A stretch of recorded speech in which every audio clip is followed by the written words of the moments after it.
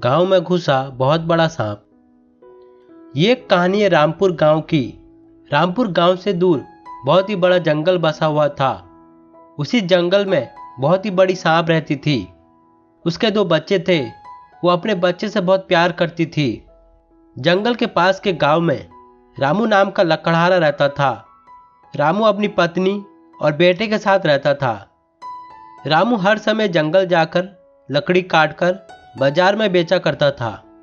जो पैसे मिलते थे उससे उसका परिवार चलता था।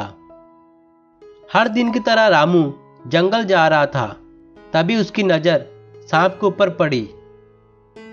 अरे, ये सांप तो बहुत भिखारी लगता है। अगर इस सांप को नहीं मारूंगा तो ये सांप मुझे मार देगा। रामू एक लकड़ी लेकर उस सांप को मार देता है और वहां से चला जाता है। इधर सांप अपने बच्चे का इंतजार कर रही थी, तभी उसका एक बेटा आता है। तुम अकेले आए हो? तुम्हारा भैया किधर है? मैंने भैया को देखा नहीं है। तुम नहीं देखे हो तो फिर गया किधर? अब तक आ जाना चाहिए था। सांप अपने बड़े बेटे को ढूंढने के लिए चली जाती है। इधर उधर ढूंढने के बाद उसकी नजर बेटे के ऊपर पड़ी। जाके देखती है बेटा मरा हुआ है।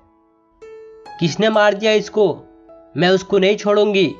सांप अपने मरे हुए बेटे के आंख से पता कर लेती है इसको किसने मारा है। सांप अपना बदला लेने के लिए गांव पहुंच जाती है।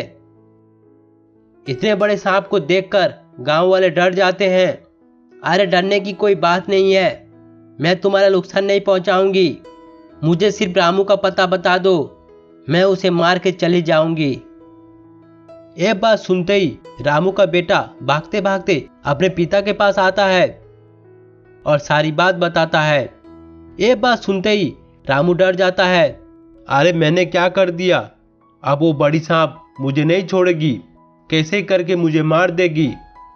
चिंटू, अगर वो बड़ी सांप आकर पूछे तो मना कर देना, पिताजी जंगल गए हैं। रामू ये कहते हुए घर में छुप जाता है। सांप गांव गांव पूछते पूछते रामू के घर को आती है। अरे बेटा, तुमने रामू को देखा है क्या? हाँ, वो तो जंगल चले गए हैं लकड़ी काटने के लिए। ये बात सुनते ही सांप जंगल जाता है। इधर उधर ढूंढने के बाद उसे रामू नहीं मिला। लड़का मुझसे झूठ बोला है। लगता है रामू उसके घर में छुप के बैठा होगा। अगले दिन सांप रामू के घर को जाता है। ये लड़का, रामू किधर है बताओ, नहीं तो मैं तुम्हें मार दूंगा। चिंटू सांप के डर से रामू का पता बता देता है। ये बात है, ठीक है, उसे बुलाओ। चिंटू पिता के पास जाता है। पिताजी, अगर तुम नहीं गए तो वो सांप मुझे मार देगा। रामू ये बात सुनते ही सांप के पास आता है।